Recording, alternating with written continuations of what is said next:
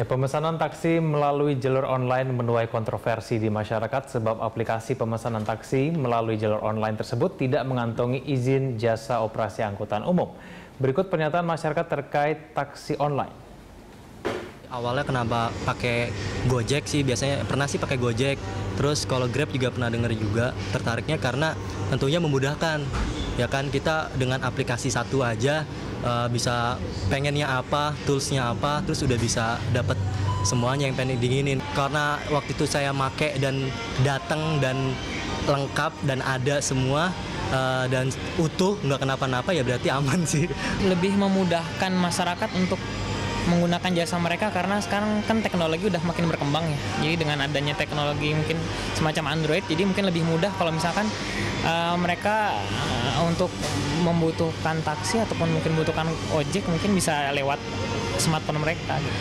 Menurut saya sepertinya sampai sejauh ini kan karena belum dapat berita tentang kabar-kabar negatif tentang mereka ya. Dan saya sering melihat dalam aktivitas sehari-hari, misalkan kalau berangkat kerja, pulang kerja, sering banyak melihat mereka yang memakai jasa Gojek ataupun apa gitu, banyak sih, tapi sepertinya aman-aman aja karena belum ada berita-berita negatif tentang mereka gitu. Installnya Grab Taksi aja sih. Grab Taksi. Ya. Menurut Mbak, Grab Taksi itu gimana? Sering pakai nggak? Sering, kalau mau berpergian itu pakai taksi juga. Kadang kan sampai nggak bayar gitu kan, ada potongan harga. Tergantung sih Mbak, kalau lagi nggak mepet itu biasanya pakai Grab Taksi. Kalau lagi misal kayak harus booking ke bandara pagi-pagi itu bisa pakai langsung ke taksinya sih, nggak pakai Grab Taksi gitu. Dengarnya cuma sekedar dengar doang, tahu persisnya sih belum. Iya. Yeah. Tapi itu ngeganggu nggak sih Pak? Ada pengaruhnya nggak terhadap penghasilan dari Bapak? Penghasilan sih ya pengaruh paling sedikit aja sih ya, nggak terlalu drastis dong, nggak. Ya, kita sudah dengarkan tadi ya. Rata-rata sih nggak ada yang mengeluh ya. Iya, justru rata-rata mereka pada senang gitu ya, karena memudahkan, mereka terbantu. Nah, Pak Anton, saya mau nanya nih Pak Anton, ini kan memang di dunia sekarang ini begitu ya, online, elektronik, internet itu sangat digunakan oleh masyarakat begitu. Sebenarnya Pak, untuk transportasi online seperti ini begitu ya, apalagi tadi ada Gojek ya, Gojek juga sempat ramai sekali dibicarakan oleh masyarakat gitu. Sebenarnya ada tidak sih Pak peraturan khusus yang mengatur terkait transportasi online ini? Apakah dibolehkan sebenarnya atau bagaimana ini sebenarnya? Karena kedepannya kemungkinan ini kan kebutuhannya tinggi terkait hal ini gitu. Betul bahwa teknologi IT, telekomunikasi itu sangat berkembang pesat sehingga memang harus ada antisipasi gitu.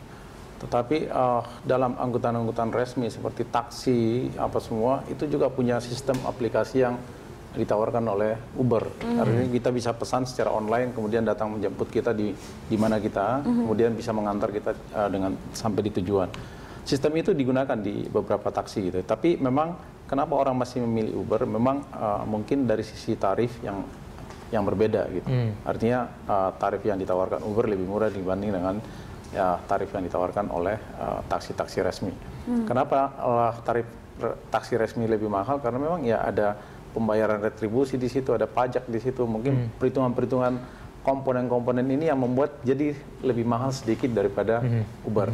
Nah, untuk menetapkan tarif pun ya pemerintah selalu melakukan kajian. Kajian itu bagaimana ability to pay-nya orang membayar, kemudian willingness to pay-nya gitu.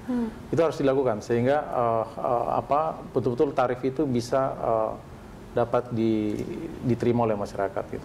Supaya konsumen tidak katakanlah ya Pak, boleh tidak ya kalau saya menarik misalnya masyarakat, mereka kan terkadang mereka tidak peduli ya, yang penting memudahkan dan harganya murah. Bisa tidak kalau disebutkan masyarakat berkata begini Pak, gara-gara ada aturan izin segala macam jadi mahal gitu, gimana Pak Anton? Ya boleh, masyarakat bisa berbicara seperti itu, tapi nanti kalau misalnya masyarakat mendapat masalah dengan menggunakan sistem ini atau taksi seperti ini, yang diributin pasti pemerintah. Kenapa?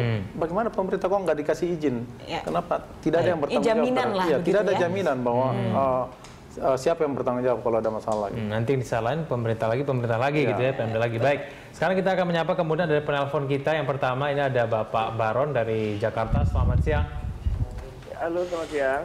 Selamat siang Pak Baron. Silahkan langsung saja Bapak dengan mungkin komentar ataupun pertanyaan. Iya, gini, aku sih mau nanggepin aja ya untuk masalah kayak Uber taksi ini, gitu. Bagi kami sih mungkin bisa jauh lebih mudah jadinya untuk menghubungi untuk kalau kita butuh taksi apa segala macam. Karena kalau kita cuma by phone aja, itu biasanya kan suka sibuk, kita susah nelfonnya, susah nyambungnya, terus juga mungkin lebih lama nanti datang taksinya gitu. Sekarang ojek aja sekarang sudah model pakai Android sistemnya dan lebih cepat gitu. Kenapa pakai Uber ini? Jadi mungkin lebih mudah gitu tanggapan saya sih, itu aja. Gitu. Baik. Dan semoga sih dari urusan ini bisa diselesaikan dengan cepat aja, dengan baik-baik gitu. Oke, baik. Terima kasih Pak Baron dari Jakarta. Pak Hendrik, sampai sekarang belum ada keluhan kan masalah keamanan, masalah apa, semua pelanggan puas ya? Untuk masalah pelanggan kita terkait lagi dengan ininya supir, perilaku atau attitude-nya driver ya. Yang kita lihat saat ini bukan di rental saya aja, mungkin dari rental lain atau beberapa driver lain memang kadang-kadang ada juga lah yang mereka kalau dikasih malas online, malas narik tamu mungkin akan offline. Tapi gimana pada saat itu saya juga waktu itu sengaja belum klik Uber ya, waktu itu supir saya juga lagi nggak ada gitu ya. Saya juga lagi di dalam komplek perhotelan seperti itu. Saya datang ke perkumpulan taksi seperti itu, supir-supirnya kumpul di situ. Pak, taksi sebelah Pak. Pak, taksi sebelah Pak. Sampai paling belakang.